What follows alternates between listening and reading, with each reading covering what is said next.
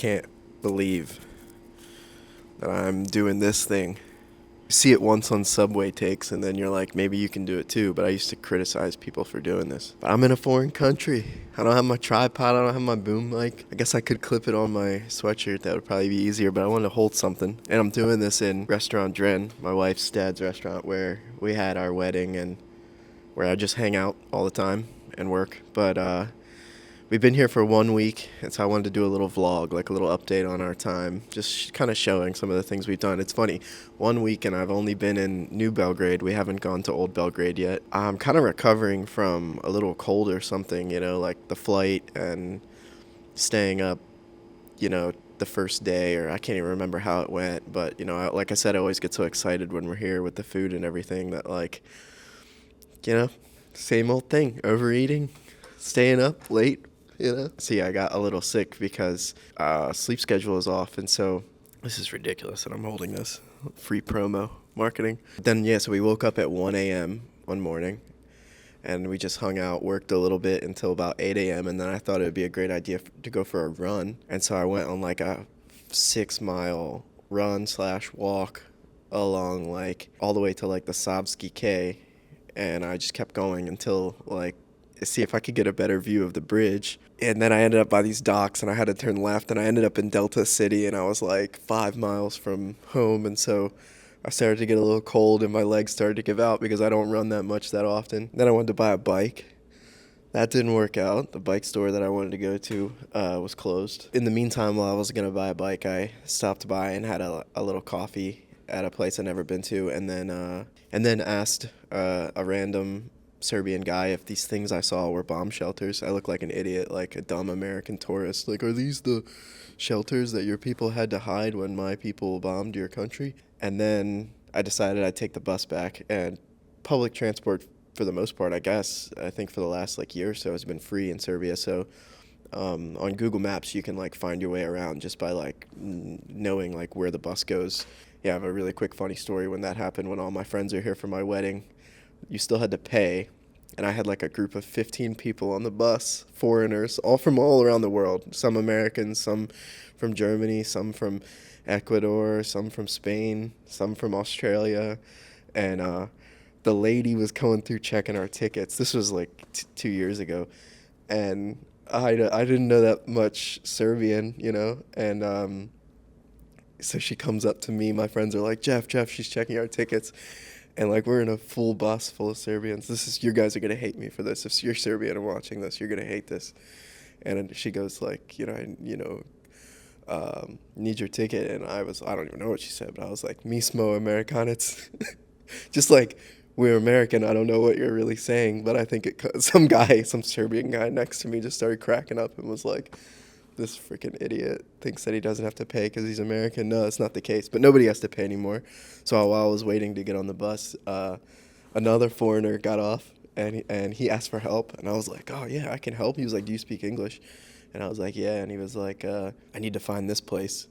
And it was Belleville Station. And I looked up at the sign, and it said Belleville Station. I was like, you are here. So I felt good, because I don't really know where I am, but I can help somebody else find where they are. And then, I caught the bus home, and we met with the legendary singer who sung at our wedding, and who I've also done a cool impromptu music video for, Radmilo Zekic. And we had lunch with him, and let's see what else has happened this week. Really, I've just been trying to work. We have so much wedding photos to get through. I have a film to finish editing.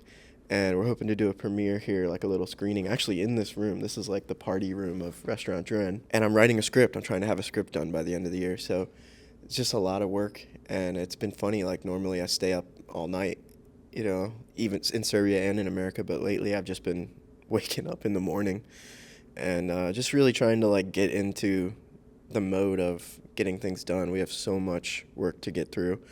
But coming to Serbia always helps me humble myself, focus on the things that I can control, really the work I need to do, and and just living. I like to just have random experiences, random conversations, do random things. The camera right now is sitting on 5 cigarette ashtrays.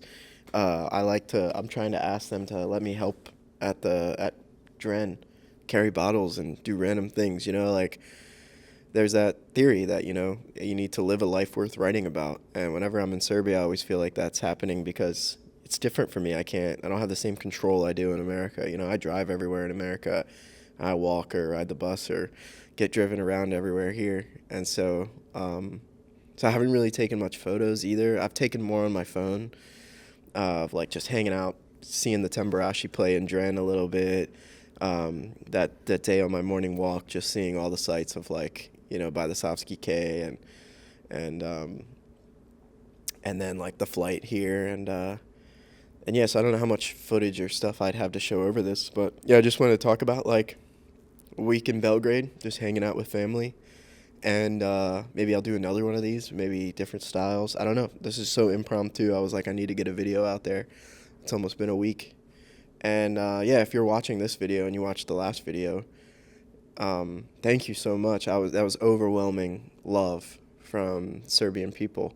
It was so special. My wife and I read all the comments, and it's just another example of why Serbians are the most welcoming. And maybe that'll be the next video about the differences living in Serbia and America. And so, yeah, and one new thing which has been cool, which is like I don't practice Serbian as much in America as I wish. This is my 5th time here. Each time has been almost like a good amount, so I can learn a lot while I'm here. But this is the first time where I've been able to have like kind of conversations, like how I said I like to go on those little adventures. Like her brother, we went out, he drove, and since he didn't want to park, he sent me out to get like balsamic vinaigrette dressing.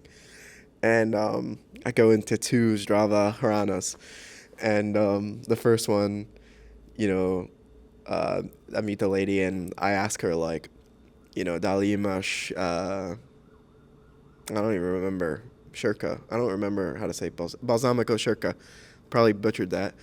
And she said like, let me see if we had that. Like, but I could see like, normally I'd be like, what did she just ask? She just asked me a question or something, and now I can kind of see that one's not as impressive as like when I went on that hike jog, and I have a whole conversation about like America and Serbia, and it always turns a little bit to politics. But yeah, this is the first time where I've been able to like just be a little bit more confident that I can like go out on my own, But I like it even if it doesn't work out, like the day that I went out on that 5-mile hike and got almost lost, like my phone was about to die. And yeah, there was a little bit of me like, I can't get lost. I need to be somewhere in an hour. But also like getting lost isn't so bad, especially here. I don't know. Maybe you'll tell me otherwise.